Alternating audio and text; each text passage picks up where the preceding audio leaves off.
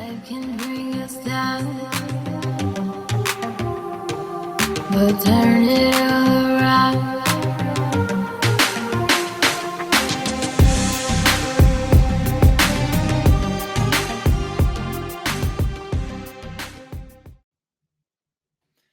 Hello and welcome to Ex-Witness Awake. I am Jonathan, your host, and today we have a very special guest. I would like to introduce you to someone that I knew when I was a young, indoctrinated Jehovah's Witness. So I'm going to add you here, and would you like to introduce yourselves, Letitia? Sure.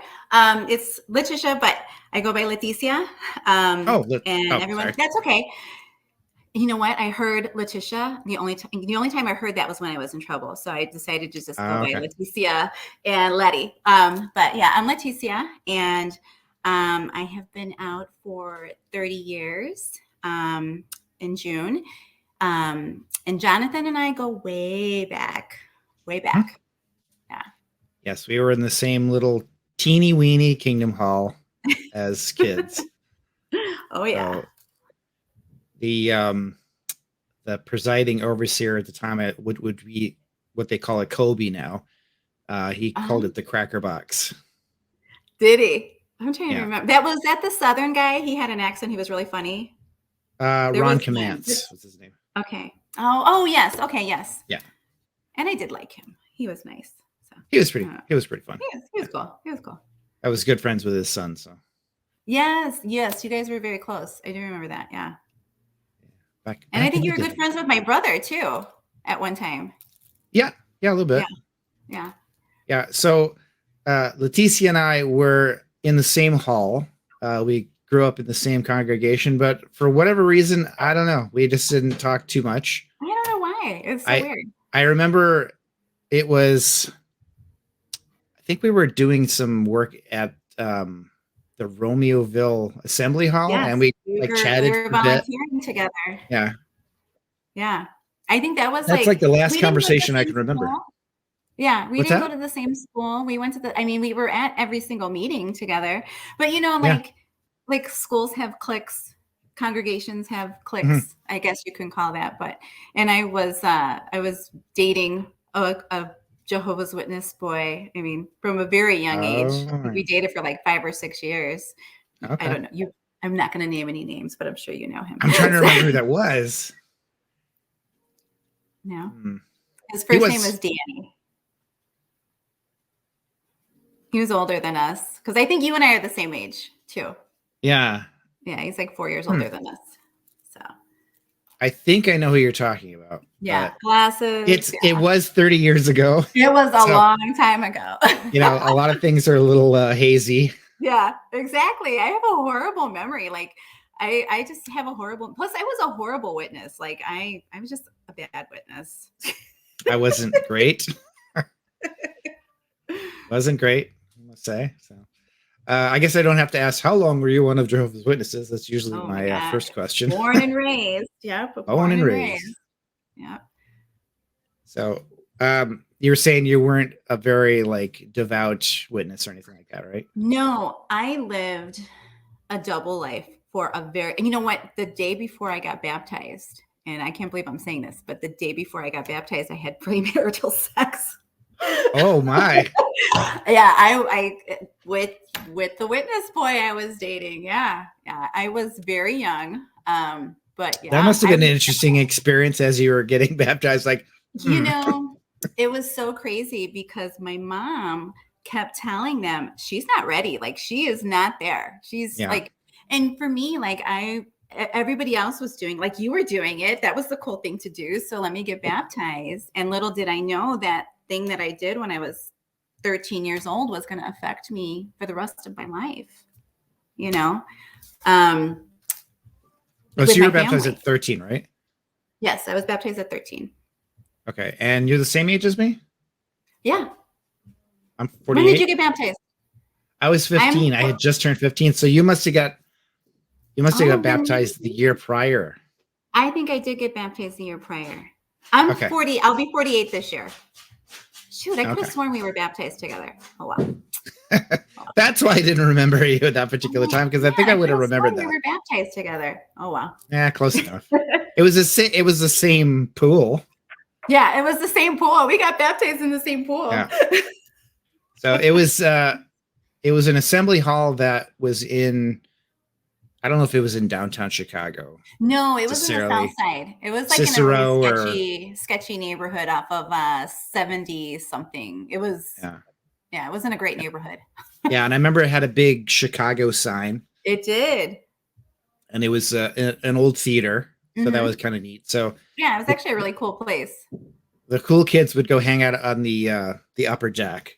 That was the place to be. That little hallway to a little staircase to get up there too. The attendants would look at you funny, like, "What are you doing?" Yeah. I'm just viewing the assembly program. Hanging out. I wanted a better view of the whole stage. Yeah. Yeah, right. It was actually a nice place. No, it was sure. Beautiful. I think it's. I don't even know if it exists anymore. It might have been demolished. I'll have to double check. Yeah, I'll try and find out.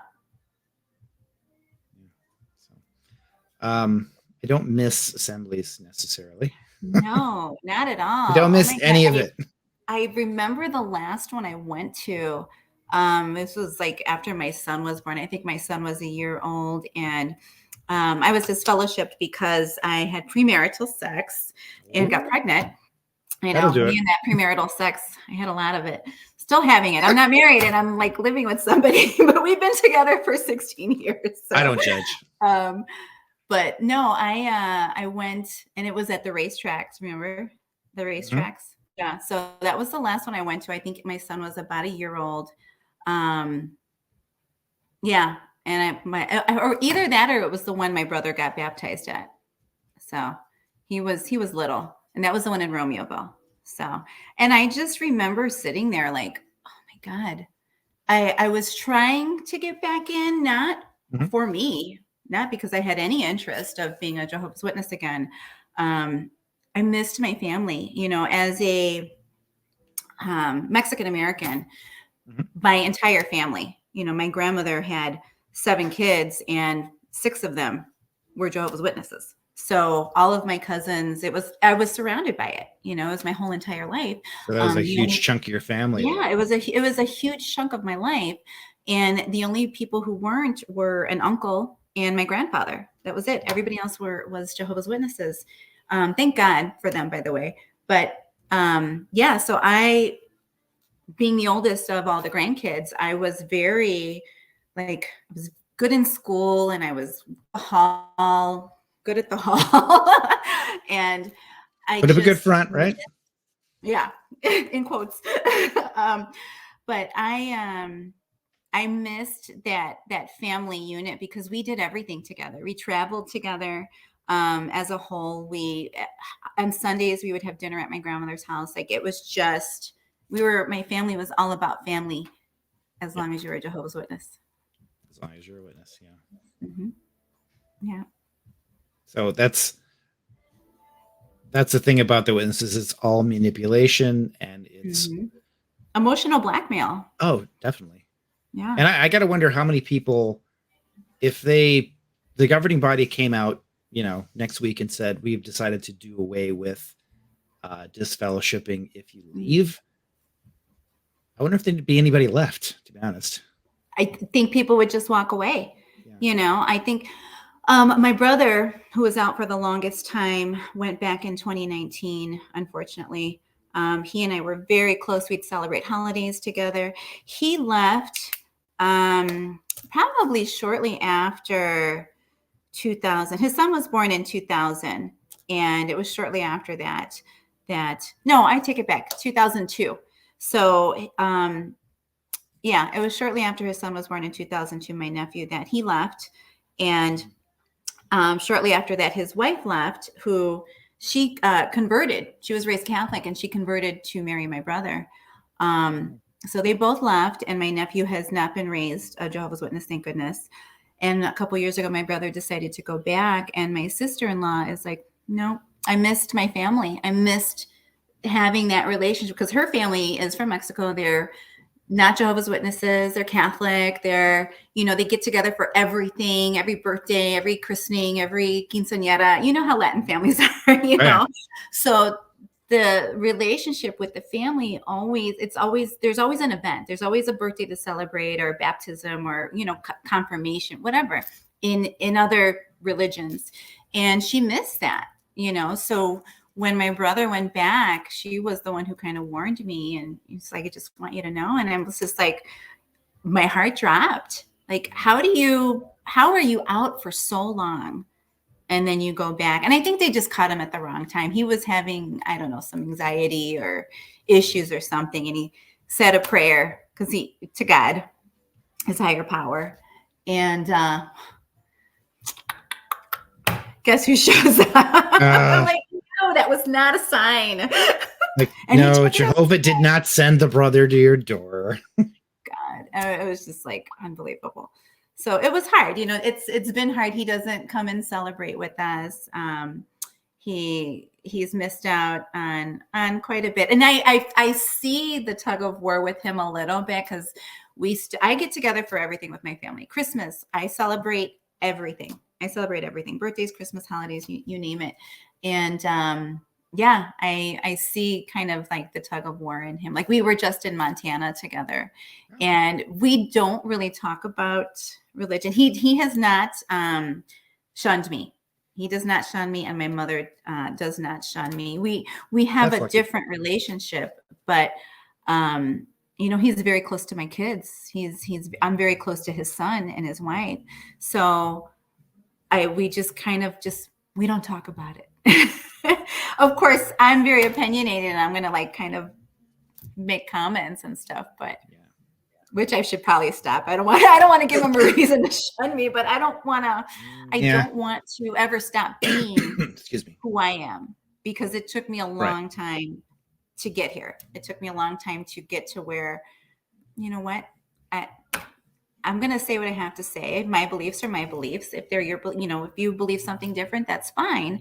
But in the Jehovah's Witness religion, they, as you know, they don't appreciate anybody else's opinion. It's their way or the highway, It's all one-sided. And it's all one-sided. And you had to, for the longest time, I mean, for years, I bit my tongue with my family. I bit my tongue. I became somebody who I didn't like. It made me insecure. It made me afraid to use my voice. It made me afraid to speak out. And I'm not going to go backwards. So it sounds like you are living your authentic self. Oh my gosh. Yeah. Yeah. I'm living my authentic self. When I was a witness, I lived a double life. After being a witness, I felt like I lived a double life, because I never felt like I could be who I truly was. And it's taken me a long time to get to where I'm comfortable in my skin. I love the world around me. Take me or leave me. It's not going to destroy me if you turn around and decide not to talk to me. Like, I lost everyone. I lost everyone the day after my graduation. And, and I'm reminded of it all the time. Like, my grandfather just passed away in December, and he was a devout Catholic and hated the Jehovah's Witness religion, because my grandmother converted from being a Catholic to the Jehovah's Witness and took everybody with with her. And it destroyed their relationship. I mean, they got divorced for many reasons, but that was one of them. That was a big reason. That was one of them. Yeah. And he and I had a lot of conversations about it, but after his death, to be in the same room, I have two uncles that are elders. And I think my cousin's husband is either a ministerial servant or an elder. And it's hard, like, I'm, invisible. Like, I get so mad. Like, my daughter has nothing. Like, if they even try to talk to her, she's just like, doesn't want to have anything to do with it, because she's younger. She's 23. My son, he's a lot like me personality wise. He tries to get along with everybody. And, a couple of them, try to say hi to him, and he's just like, hey, but it's like, you're going to talk to my son, the product of my sin. you know, one of the many reasons I got disfellowshipped, but you're not going to talk to me, his mom. So he, you know, they're very protective of me. Thank God, you know, they're good kids, and they want nothing to do with the religion. Yeah. Good. Yeah. Oh yeah. It's a relief. Yeah. I couldn't imagine being a parent and not having a relationship with a child. Like it would so literally weird. kill me. There's nothing. You're a parent. There is nothing that would ever keep you from talking to your child. Yeah. Yeah. If somebody said you can't talk to your kid, I'd be like, see ya. Bye. Yeah. It ain't gonna Not happen. gonna happen. Not gonna happen. Yeah. And the brainwashing in the years of in you know, being indoctrinated and believing that that's okay. Like, this is a child. This is my blood. Like, I could just never, even if my child decided, hey, I don't want to talk to you. I'm like, hey, too bad. That's not happening. I'm going to be in your life, whether you want me I'm getting to. in your face. Yeah, I will be in your face. Yeah, exactly. Yeah, my mom actually hasn't met my son. I know, and that He's 5 breaks now. my heart. That breaks my heart. I cannot believe, you know, how people want to be so steadfast in their faith, but wrong is wrong. Yeah. Like in your heart, there has to be something telling you, like, it's just, that's where it's like any religion that's going to keep you from your family is a cult. I don't care what anybody says. I don't care what the so-called Bible says, because I don't believe in the Bible. A book that was written a gazillion years ago by imperfect man. I can go on and on and on about that, and translated and retranslated. And it's like Chinese telephone. The story gets changed every single time. And now we're like, how many years, like, how old? I don't even know how old the Bible is. You know, how many times has that been? Pretty old.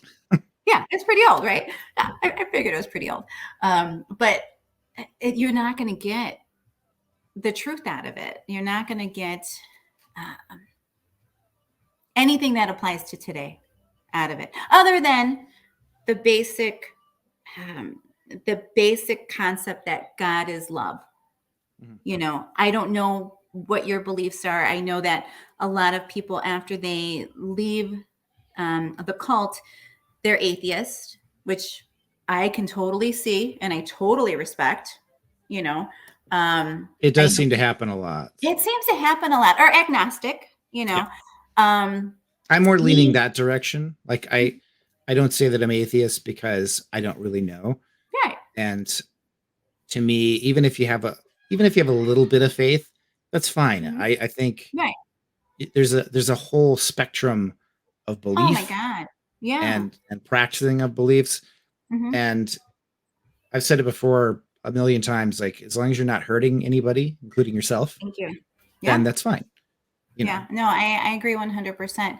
I have always, I think, you know, especially people who come from that congregation cult, like, group mentality, they feel like they have to go along with that. And I feel bad for people that, I mean, hey, whatever makes you feel good, if that's what comforts you, if that's what, you know, fine. Again, as long as you're not hurting anybody. But for me, I have no religion. I believe in a higher power. I wear the cross for my grandfather. Okay. He was devout Catholic. I was going to ask. Yeah, I'm not Catholic. My daughter went to a Catholic school, and oh my God, my mother, she was not happy with that. It was the school my fiance went to, and he's like, you know, he has raised my daughter. That is his stepdaughter. So he's like, she's going to go to this Catholic school, and my mother was not happy. But no, I wear the cross in honor of my grandfather, because I feel like, one, I think they're beautiful. I really don't have any symbolic relationship with it, other than he was a Catholic, devout Catholic, and no one honored his religion, especially at his death. No one honored his religion, which is a whole other story. But I feel like, for me, I have to do that for him. And I'm spiritual. You know, I'm a spiritual person. I believe in higher power, reincarnation. I believe in, I'm very metaphysical.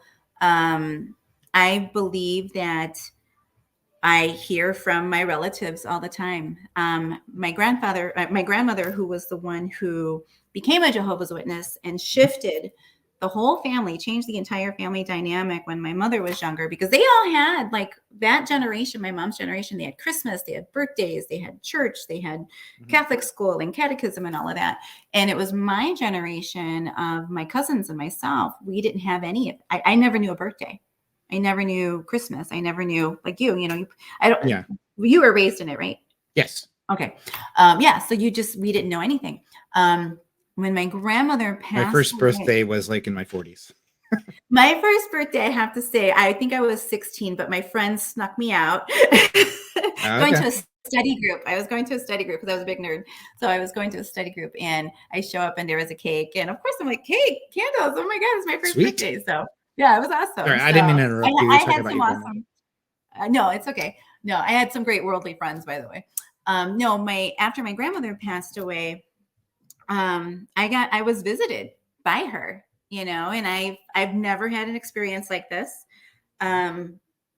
It was the strangest of moments for me, but she was whispering in my ear, "I'm sorry. I'm sorry." And she just kept saying that, "I'm sorry." Because I think when you pass away, in my opinion, it's kind of like you go through that time warp. You know, I don't know. This is how I feel. And maybe I'm crazy. I don't know. But I really believe that she saw firsthand all the pain that religion caused. I would say me more out of anybody, because I was disfellowshipped. No one else in my family has been disfellowshipped. Everything that I went through, my grandmother and I were very, very close. She raised me. You know, my mom and I, even to this day, are not very close, but my grandmother raised me. And even after she went through periods of time where she shunned me, but as my parent-ish, you know, the woman who I considered my mom, she couldn't shun me. She couldn't. What was her that's name why, Bobby. Roberta. Bobby. Okay. I remember her. Yeah. Yeah. She's short hair, just a sweetheart. And she really seemed like a sweet lady. Oh my God, such a sweet lady. So that's why it's like, I know she struggled with it. And I think she reasoned in her mind, especially when I started speaking out about the Jehovah's Witnesses, probably in about 2008, 2009, I was becoming part of the ex-Jehovah's Witness community in a big way. And she wrote me a letter saying that she was going to shun me, and it was like a death, and she was losing me. And a couple of years later, you know, I think, and I tried to respect that. I'm not going to force myself on anybody that doesn't want to have me in their life. And I think for her, it was too much. And she reached out. And yeah, she couldn't shun me. And it was a relief, because the letter was like horrible. It was like, I felt like I was that 18-year-old girl again, you know. And she sent this letter, I think this email in 2009. And I was disfellowshipped in 1992. And it was, I felt like I was this little girl being shunned again, and losing everybody, because she was really the only one I wanted to keep, you know? Yeah. And that went on for a few years. And we've always been very, we had always been very close and tight knit. And that's why, I have a few friends that are psychic mediums. I'm going to go off on something else, but I have one friend in particular. She's like, she is glued to you. Your grandmother is glued to you. And I do. I feel her all the time. You know, I feel like I'm the only one that believes that they're here. You know, I'm the only one of my family that talks to them. You know what I mean? Because in that religion, you don't go to heaven, you don't go to hell. There's a nothingness. Yeah. It's just nothing. And it's not true. It's not. I've had way too many experiences to believe that. And I can't believe it, especially, how I just know she's here with me. And I talk every day, every day I talk to both my grandparents. But for me, it's such a comforting feeling. And I want them to know that I hear them all the time. And I'm here for them, whereas no one else in my family believes in them. And that breaks my heart. So, yeah. But I mean, we all have different beliefs as far as death is concerned, but it gives me comfort to believe that. Yeah. I never felt anything from the Jehovah's Witness religion regarding death. It's so final. Yeah. And, we have a soul, the body is temporary, but that soul is forever. Mm-hmm. And to me, it never sat well with me. And so when I started researching, and how when you leave the faith, the cult, you go off on your own and you just kind of discover things that do some research. Yeah, you do your own research, and you have to find, nothing's right, nothing's wrong, but you have to find what feels good in your soul. Mm-hmm. And I know so many people search and search and search, and they don't find anything, so they decide to go back. And I think that's kind of what happened with my brother. I don't know if he was really searching at all, but I wish he would have reached out to me. I wish he would have reached out to me in a way where I could have been like, this is not the end all be all. If you're unhappy in your life, it's not because you're not one of Jehovah's Witnesses. Trust me. There are many other reasons. All that stuff they say about it being, like a horrible life and everything's going to be terrible. It's all wrong. Oh yeah. It's just a scare tactic. Miserable. I mean, chances are you're going to have a good life and you're going to be happy. Yeah, absolutely. You just got to find your place. Yeah. Yeah. And you have to find what makes you happy. You have to find the beliefs that make you happy, and it's work. You can't just, so for some people it is, some people it isn't. For me, it was a lot of work. I struggled for years. I had so much insecurity, abuse. I was in abusive relationships, because I didn't believe, I got in my heart that my own family didn't love me enough to keep me. Like I felt worthless. Yeah. And I felt unlovable for years. Yeah. That makes sense, because in a religion that tells you that you're not good enough, mm-hmm. you're never really good enough. You always have to try harder and harder. Oh, you have to try harder and harder and harder. And then on top of that, your family says, you won't have you're not good to do enough. With you. Yeah. So you just feel completely just useless. Oh, it's abandonment. It's abandonment. And I had those issues throughout most of my adult life. Thank God for yoga and meditation and, all of that. But yeah, I really did. I had to struggle for a long time before I felt comfortable in my skin. Yeah. Comfortable with my life and my choices. Because I think a lot of people second guess themselves too when they leave. Oh, yeah. Yeah. Yeah. You're like, what do I do now? And you just don't know mm-hmm. what to do. Yeah. Because they leave you with no support. None. So you just sort of feel lost. Oh my God, yeah. So I wanted to ask you, as far as the, if you could give some of your experience of the actual, like when you were disfellowshipped, mm-hmm. like your interaction with the elders and so on. It was a horrible experience. I was brought in because, I was pregnant and it was becoming obvious. Like, can't hide this one. I couldn't hide it. And so they told my mom they wanted to talk to me. And I wanted my mom to be in the room with me. And because I was 18, they said no. Really? Yeah. They said, no, you can't have her in the room with you. And I was verbally molested. It was the most uncomfortable experience. 3 grown men, Brother Morgan, Brother Lally. Yep. Who was the other brother? I can't remember. Anyway. Yep. And it may have been Brother Commands. I think it might have been Brother Commands or Brother Chase. I can't remember. Yeah, and I know all these people. I know exactly what I'm talking about. It was so, for a young girl, I mean, even though you're 18, you're not an adult, mentally. But for me, I've never spoken about sex, not even to my own mother. And I have these 3 grown men, and I felt this big in the chair with them staring at me and asking me sexual questions. So they do the thing where they're like, give me specifics in that? Oh yeah. That's so creepy. Yeah. It is and unnecessary. It's disturbing. Yeah. Like, and this is protocol. Mm-hmm. That's the thing. It's disturbing, but it's not uncommon. I've spoken to many girls, and I don't know if it's just women, if they ask the same of men.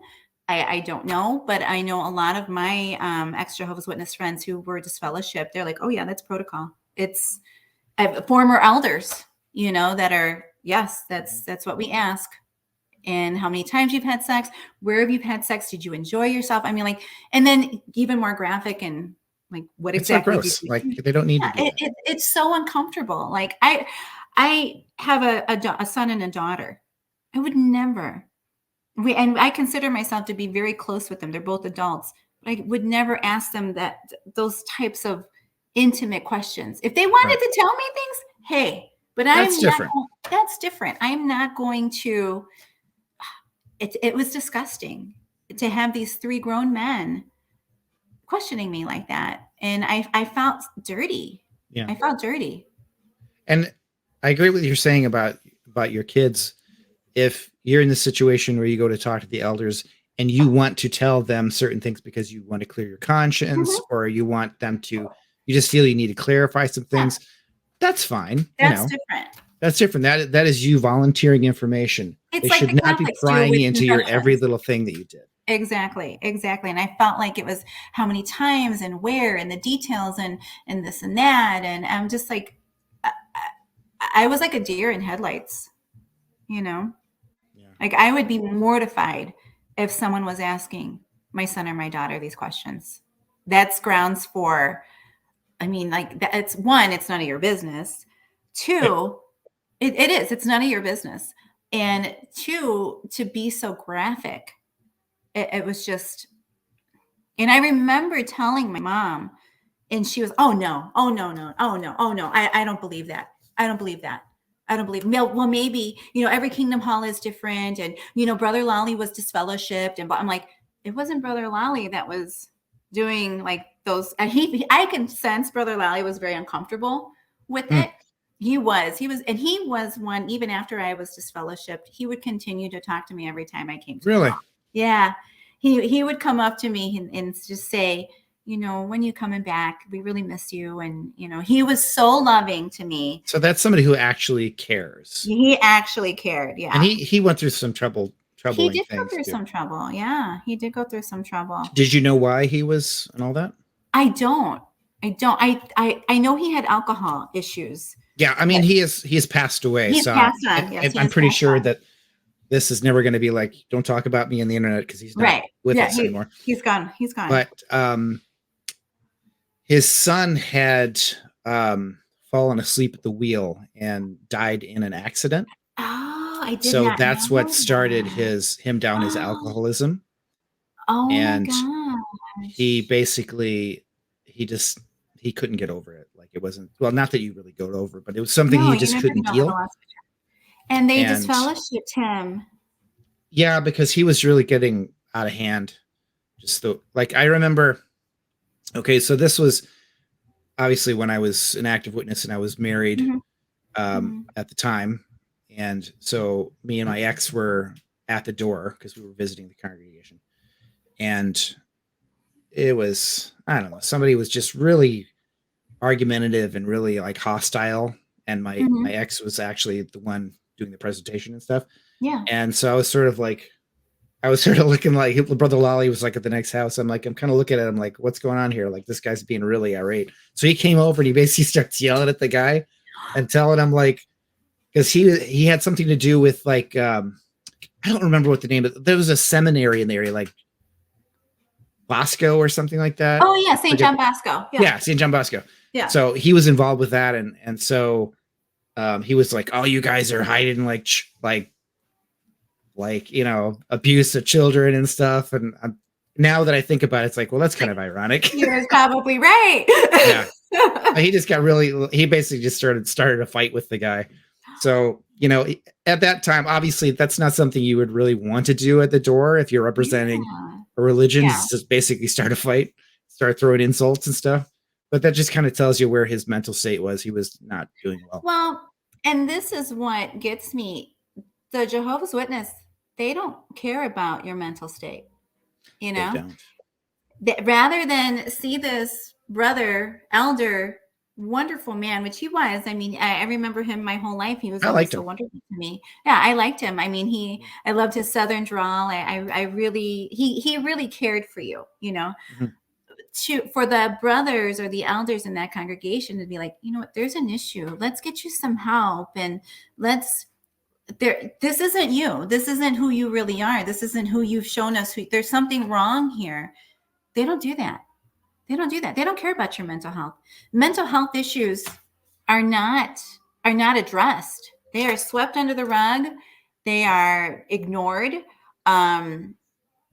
It's just, and it's so sad. It's so sad since he had severe depression, I'm sure, alcoholism, and all the things that go along with that. And rather than let's get this man some help. Oh, he's no longer one of us. He doesn't know how to behave. So guess what? We're going to excommunicate him and we're done with him. Like, we only want you if you're this. If you're anything else, no, we don't want to deal with that. Yeah. It's sad. Because there are situations where people need help. Mm-hmm. Absolutely. And the elders are supposed to be shepherds of the congregation. Yes. Mm-hmm. They're supposed to encourage and upbuild and give you counsel and that sort of thing. And it's just, they don't really do that. The most you're going to get really is like, here's some articles you'll find in the Watchtower. Yep. Read this. Because I got that when I was dealing with some stuff with myself.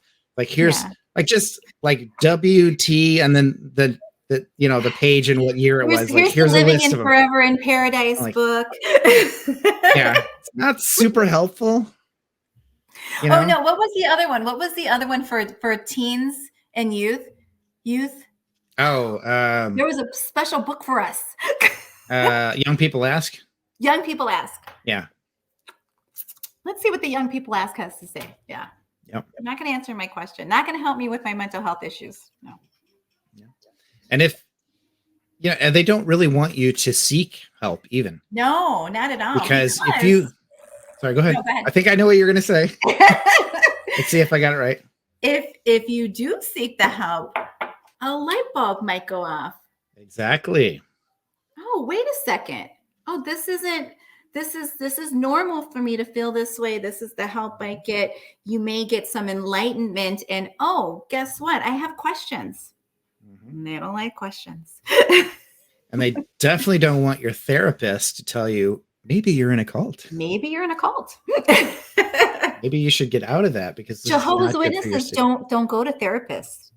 No, not really. They don't go to therapists. I mean, some might talk to maybe a psychiatrist that they prescribe medication for you. Right. But as far as therapy, talking it out, that's different. Right. Talking it out and dealing with the actual issues rather than ignoring them. Yeah. Yeah. Because I don't think I've ever heard of any witness ever go to a therapist. No. Ever. That's afterwards, of course, because we need it. I gotta wonder how many therapists are out there that can really deal with this sort of situation. It's a very are familiar with like religious trauma. Yeah, there has to be a specialist. I wish I did seek a therapist years after I was disfellowshipped. I was just having a lot of anxiety. I had some sexual abuse, not within the congregation. Had nothing to do with the witnesses, shockingly. But there were a lot of things I was dealing with. And when I brought up religion and abandonment, he was just like, wow, like he was even like, wow, you know, he was kind of speechless. Like, I don't know what to say about that. Like, you know, how does that make you feel? And yeah, I think it's like a specialty. You have to see someone special because it's not something that's, I guess being abandoned by your family is common, but I was raised in a cult. Can you help me heal? When I talk to a therapist, what kind of led to my being where I am today is I was doing a cleaning job and there was an armed robbery. So I just happened to be at the wrong place at the wrong time. So the guy's like pointing a gun at me and telling me where because it was a pharmacy. And I just happened to be standing right at that part where you open up the door and go back behind. Oh And my I was gosh. cleaning the registers and stuff. And the guy's like, I'm just the cleaner, you know, like I don't have anything to do with this place. And Wow. so he went anyway. So it was traumatic. And, you know, like I'm basically, am I going to make it home to my kids and my wife and stuff? And the thoughts that go through your head. I've had a gun held to my head, but the thought that and during a robbery too. Yeah. The thoughts that go through your head are kind of it was so weird. It was like I just I don't know if it was an adrenaline thing or whatever, but I felt like just lightheaded and like everything was just like it was really weird. It was unpleasant to say the least. So anyway, what had happened is the police services basically they said we can have some trauma counseling for you. They do, yeah. So it started out with obviously with that thing, but it rapidly turned into me dealing with the things in my youth and like a relationship with my mom, which I don't really have. And my sessions basically turned into I've got all this stuff that I'm dealing with from my past and realizing like, oh, I was in a cult. And so as part of a therapeutic process for myself, I got on TikTok and I made a TikTok saying, you know, I'm was one of Jehovah's Witnesses. And now I'm in control. That was my first one that I had. Yeah, I remember. And it just it just sort of led to all this because love the TikTok, by the way. Oh, thank you. It's a lot of fun. It is.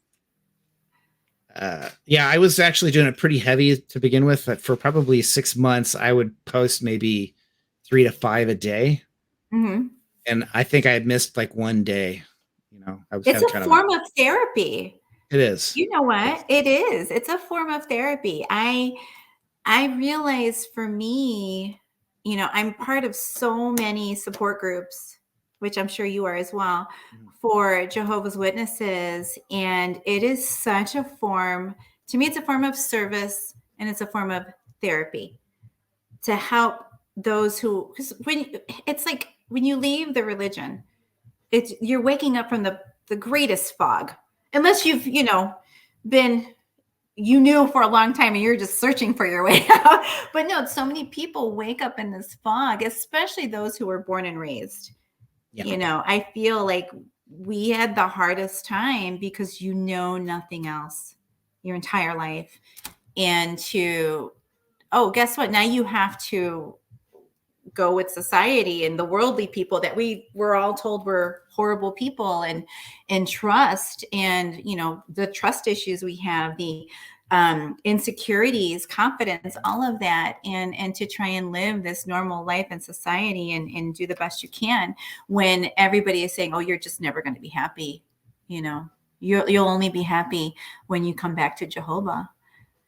And my family would tell me that. Oh my God, my family would tell me that all the time. Like I had a full scholarship. I had a full scholarship to college, and I waited a year because I had my son right the couple months after I graduated. I'm like, let me wait a year. I asked them to hold off. I'm like, let me get my bearings, and as a single parent. And so I went back when my son was a year old, and I asked, there was one day the buses weren't running and I had to get to school. And I was still living with my mom at the time. And I asked her for a ride because I had to take 2 buses. I had to take one bus, wait at the train station or the bus station, get a transfer and get on another bus. And I lived in North Hammond and I was going to Purdue Calumet. So what, 15-minute ride? Yeah, sounds about right. Take. My mother made me feel like the worst person on the face of the earth for wanting to better myself. I don't know why you're doing this. Such a waste of time. You're never going to be happy. The only thing that's going to make you happy is if you come back to Jehovah. The only thing that's going to, that you're going to do good for yourself is if you and your child, don't you want this? Don't you want this for your child, for your son? Mm-hmm. And the guilt. I didn't finish college because I didn't have any help, and I was taking my son with me to school. No one would watch him if I was in school. If I was working, you won't watch him while you work, but no, if you're going to school, no, we're not going to watch him. But you're trying to better your life and educate yourself. And educate yourself. And I was a smart girl. I mean, I had a full scholarship. Yeah. Couldn't do it. No. It just, higher education, as you know, is frowned upon, because you might learn something. It's true. You might learn a few things, a thing or two about a thing or two. Well, you got to take philosophy, right? That's one of the prerequisites. Yeah. Mm-hmm. Teach you how to think. Yep. I like that. I don't like that at all. No, because then there might be questions. Right. What they forget is if you have higher education, chances are you might be able to have a higher income, and then they can get more from you. But they're afraid you're not going to get past that questioning phase. Well, they're hurting for donations right now. They're selling Kingdom Halls left and right. Yeah.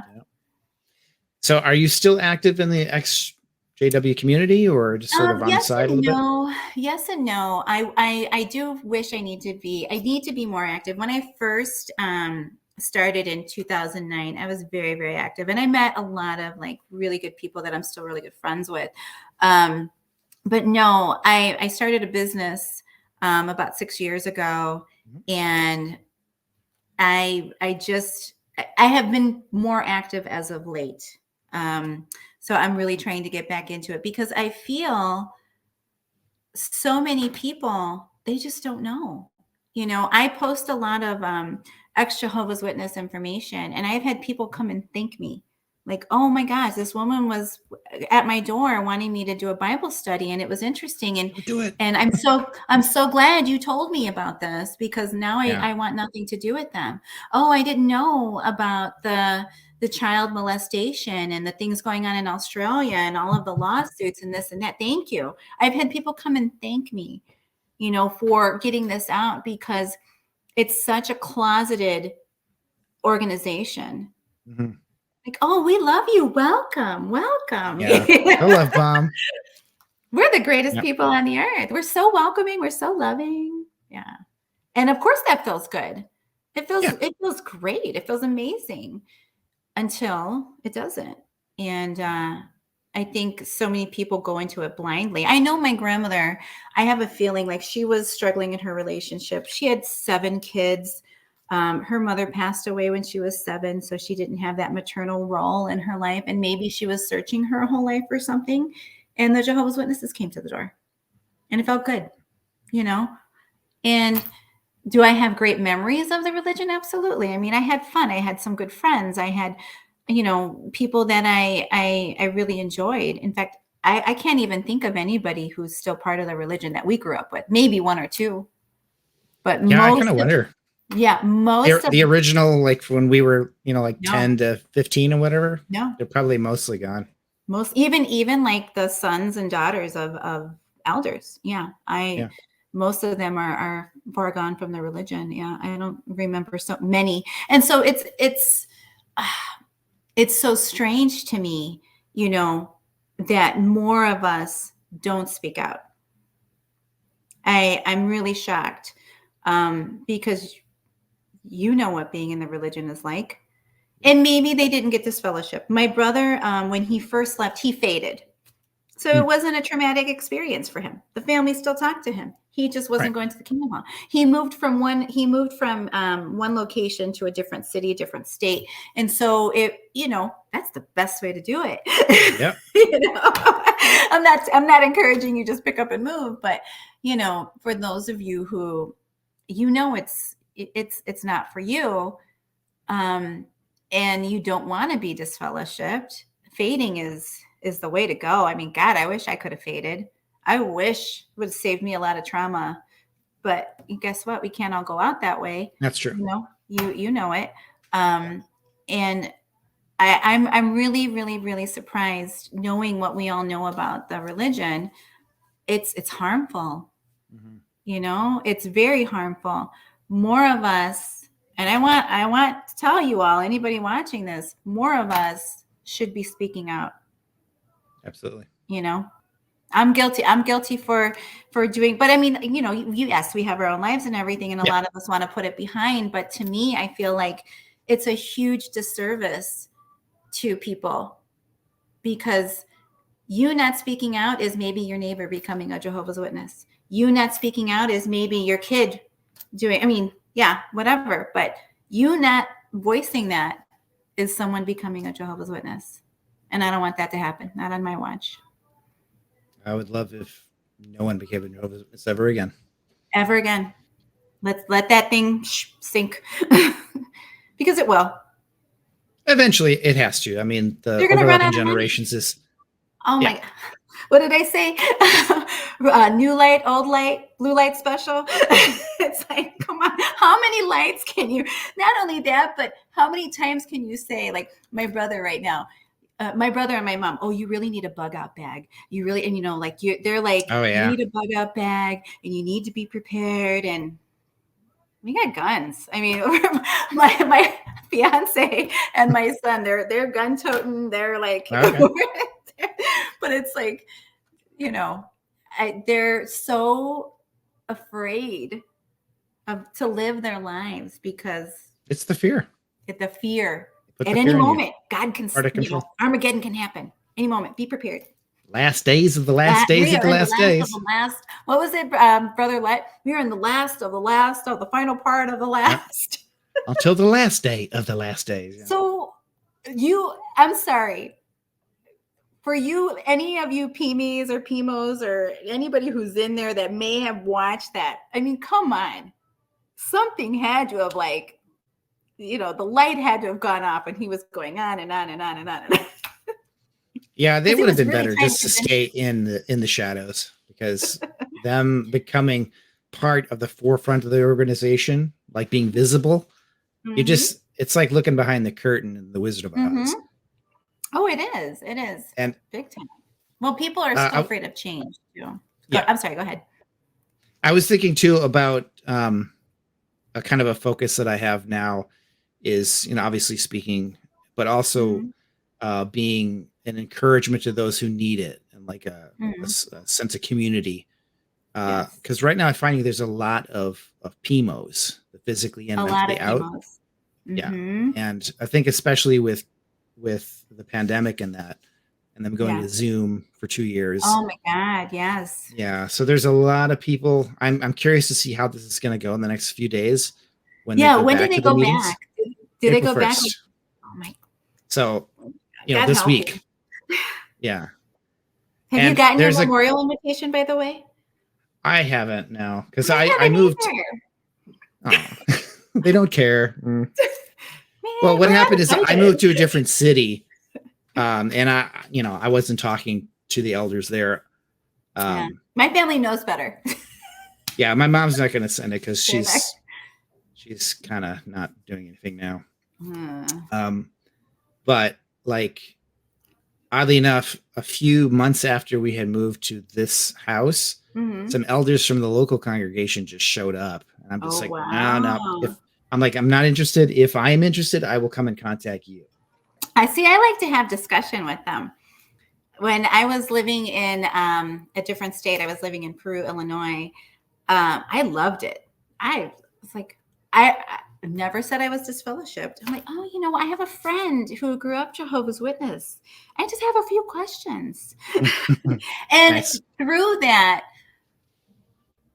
playing that innocent person, I like to plant seeds, you know, because the minute they know you're disfellowshipped, oh, okay.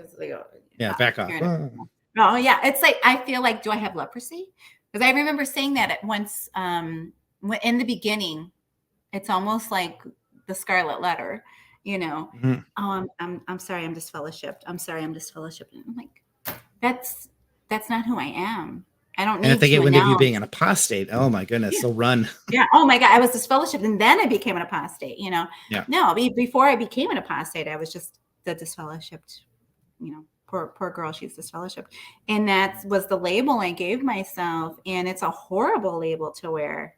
It is. So I'm like, you know what? This is not. It doesn't define me. Yeah. I'm not going to. In fact, I even hate the word disfellowshipped. I wasn't. They're not a fellowship.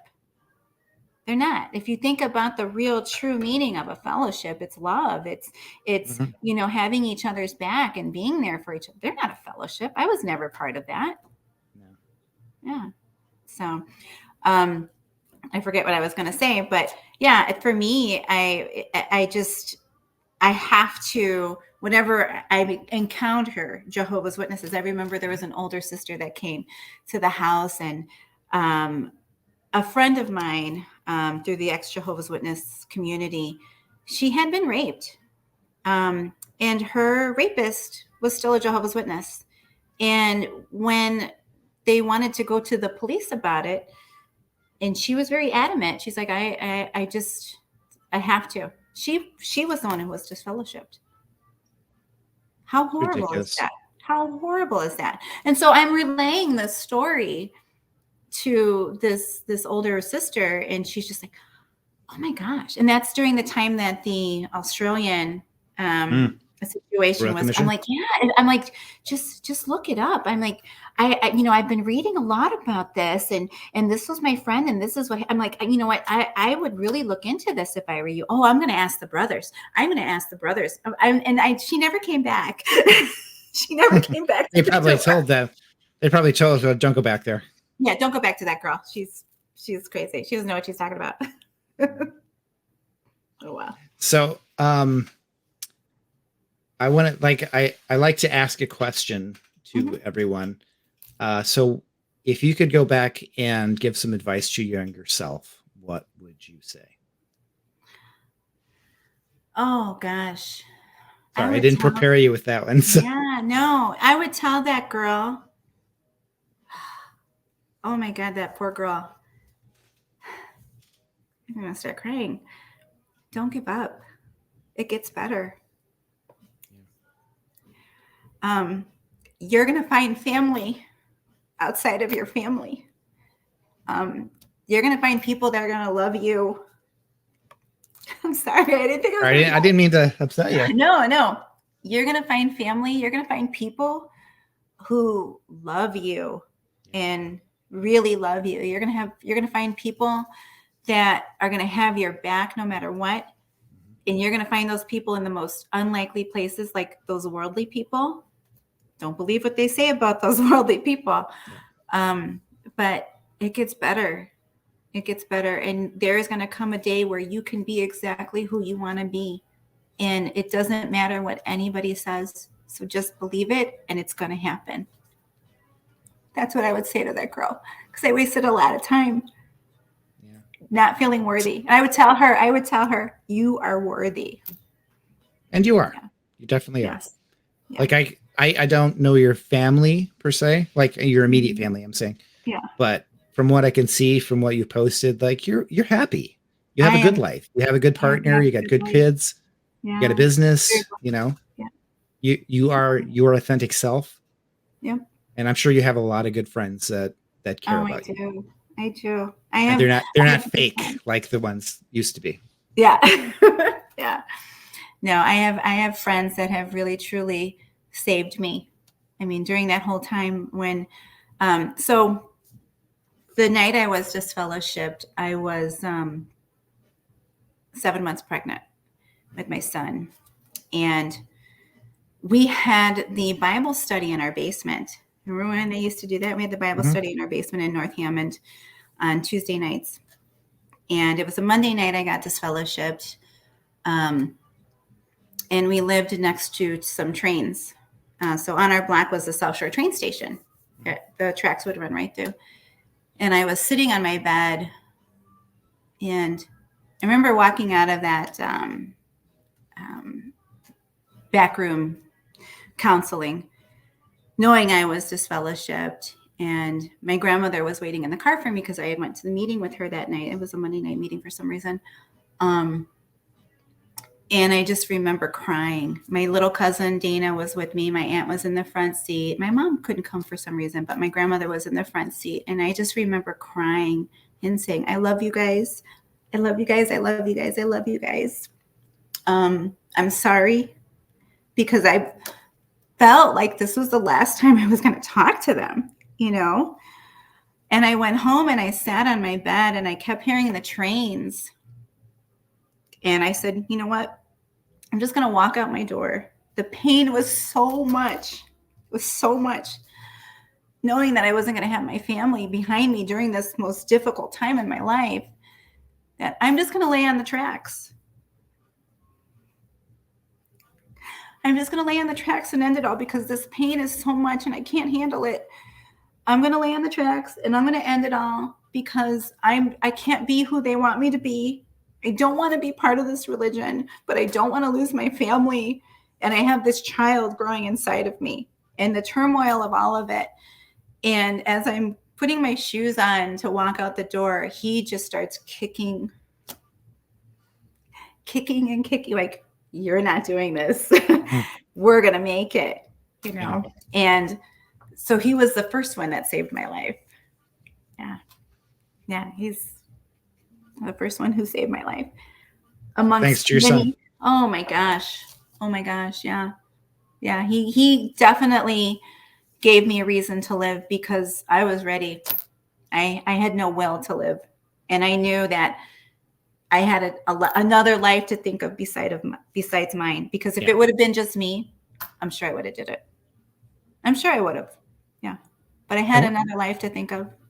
And what a horrible position to put anybody into. You know, to take away everything that keeps you grounded. Oh my gosh. Gives you the love that you need. Yeah. My family was everything to me. I didn't have a father growing up, so everybody in my family they raised my brother and I, you know. They weren't just aunts and uncles. They were, you know, parents. And our cousins were like brothers and sisters. I mean, we were very, very close-knit. And the thought of losing that was so terrifying that I was going to end it all. Yeah. And it's not uncommon. And so many people have. Yeah. And if you're thinking about that, there's a way out. It's not worth it. There is a way out. There is, and I say this on my website, there is the other side of pain. There is a beautiful life on the other side of pain, and it is worth living. It is so worth living. Yeah. Do you have any advice to anybody that might be thinking of joining? Yes. Do your research. I mean, don't go into anything blindly.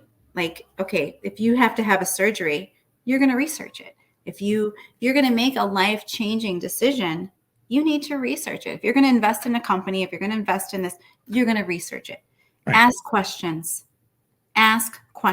research and ask questions. And don't just go to the witnesses for your answers. Go to the ex-Jehovah's Witnesses for your answers. You know, you can't be getting all of your information from one place. You know, we live in this world where information is at our fingertips, and utilize that. I mean, but as someone who lived 18 years of it and 48 years of it, really, but 18 years in, my heart was never in it. I knew, you know, I was never one of those devout Jehovah's Witnesses. I just wasn't. I wasn't ever. I'm the same way. Yeah, I just wasn't. I wasn't going to be an elder's wife. I wasn't going to be the pioneer. That was not the life for me. I had other plans. But do your research and ask questions and talk to people outside of the JW circle, because once you find out about the organization and its ties to so many other organizations, and all you have to do is look up all the sexual abuse allegations. Yeah. I'm sorry, but any parent in their right mind, and I mean this 100%, if you are a parent, which, if you have children and you're thinking about joining the Jehovah's Witnesses cult, turn around, because they don't care about your child. And if your child gets molested in that organization, they're going to move the molester to another congregation, or they're just, okay, we're just, this person is not allowed to be alone with your child, or they won't even believe it because you know what? There's a two person. Right. You got to have two Yeah. people. So you don't have the second person, and maybe the most that might happen is they might be deleted as an elder for a little while. Oh yeah. Until they feel like, we need their help. Ready. They're good at bookkeeping or whatever they do. So, they wait 2 years or something and then they make them an elder again. Yeah. Yeah. So yeah, I would highly discourage it if you're thinking about becoming a Jehovah's Witness. Please think again. Please do your research, and there's so many people that have left that organization. I love how they claim 10 million. There's all these witnesses, but taking into the account, like, my name is still on the register. Your name is still on the register. We've never been X'd off. What about all the people that have left? So if you minus all of those people that have left, what are you left with? Mm-hmm. We're still being counted. Even though we're disfellowshipped, we're a number. So it's like, what do I do? Do I write them and say, okay, take me off? I don't want to be in your census. Well, I talked to a lot of Mormons too, because they're they're in the same boat. There's a thing basically being like cult cousins, because they are a lot of similarities. And I know that they can have their name like taken off the records. There's a process they can do for that, but there's nothing for that for Jehovah's Witnesses. So we really don't know. No, we are still being counted in that. I don't even know how many it's up to now, but every year, of course, it increases. Their numbers have, I think last year it actually went down. You know what? The first time since 75. You're right. I think you're right. It did go down for the first time. But that probably had a lot to do with the pandemic and stuff. Yeah, I'm sure. COVID, because they weren't going door to door. And of course, they're going to say that, the pandemic really affected it. We weren't able to spread the good word. Yeah. But there's no way to verify this information. No, none at all. None at all. Mm-mm. How many people are adding to the numbers, but they're actually just little kids? Oh, I know. It's got to be a pretty large percentage of new witnesses is just people's kids. Oh, I'm sure. Absolutely. Because I know I had like 9 and 10-year-olds being baptized with me. I'm sure you did too. Yep. So yeah. Crazy. So I just want to ask, where can people find you if they wanted to find you? I don't know if you want to be found. You can find me a couple places. I have 2 Instagrams. My ex-Jehovah's Instagram is AB_XJW, EXJW. And that is my focus on, in fact, I just created that. So that's my focus on speaking out. And then on that Instagram, I link it to my business page, which is aurorabeboutique.com. I'm a fair trade. I got that one. Yep. There we go. AuroraBBoutique.com, and it's Aurora B Boutique at Instagram as well. But my business, what I do is I'm fair trade, and I work with a lot of companies and vendors around the world, mostly women-owned businesses. But one of the things that drew me to quite a few businesses are companies that work with women who have been shunned by their families. As we all know, it is a thing. Women who have been ostracized from their communities because they don't want to marry who they want to marry. They don't want to be a Muslim. They don't want to be, in a certain community, and they have nowhere else to go. And I work with a lot of artisans who take these women in and teach them a trade and give them a home and give them a community, and give them love and confidence, something that they wouldn't have, and in a lot of countries, I think we take for granted here in Western civilization, women, we're someone here. And in a lot of countries, women are nothing. So to be able to support businesses that encourage women and help them grow and let them know that you're not stuck. Yeah. You don't have to be, in this situation if you don't want to be. There's another opportunity for you. You don't, being shunned by your family isn't the end all be all. And we can help you. And I love that. And that's a huge part of what I do. Yeah. Yeah. I love it. I love it. Well, I wanted to mention also that I knew that you were an apostate way back when, but I was probably an apostate when you couldn't even talk to me. Well, that's the thing. Like, even though I was out because I was still mentally in for a while, like I knew that you had my sisters on your. Yes, I did, Chris. Yep, I did. So, yeah, because I just, it's a program. I had asked about you a lot. Yeah. I don't know why. And when she told me that you were disfellowshipped, because she and I have been friends, one of your sisters and I have been friends for a long time. When she told me you were disfellowshipped and your mom didn't talk to you, it broke my heart. And I wanted to reach out to you so many times. But I think for me, I don't want to pry, number one. And a lot of people just aren't ready. You're not ready for the information. You're just not. And I don't want to force that on anybody. You're not ready to, because even though you're out, like you said, you're still mentally in. And there's so many people that were mentally in. Even though I was never really mentally in, I was mentally in. Yeah. In a sense with the family. So yeah, and sometimes people just, they're not ready. They don't want to hear it. And so I'm glad we connected. I really am. Yes, that's why I wanted to mention, because at the time, like you said, I wasn't ready. And then I'm like, why am I not talking to you? Yeah. No, I'm so glad. I'm so glad. And I love your life. I love that I'm pretty happy with you're a voice. I love seeing that more. I want to see that more. I want to see that more from all of you. We need to be a voice. Yeah, for sure. And I've got plans to do more and more, as my life will allow me to do it, because I have a family and that, so I can't. It's hard. Yeah, it's hard. 100% of my time. I have to be some balance, but I'm sure my wife would rather I be upstairs hanging out with her than downstairs. But she's cool with it. But yeah, we have the Discord server, so the Apostate Coalition Discord server, and we've got a nice little group there. So I'll put a link in the show notes to your stuff and to that as well, because like we've got somebody that reached out to one of my videos maybe about a month ago, 3 weeks, something like that. And they just said that basically, like, I'm in a bad way. I need some help, some encouragement or something. So I invited him in, and it's been very good for him.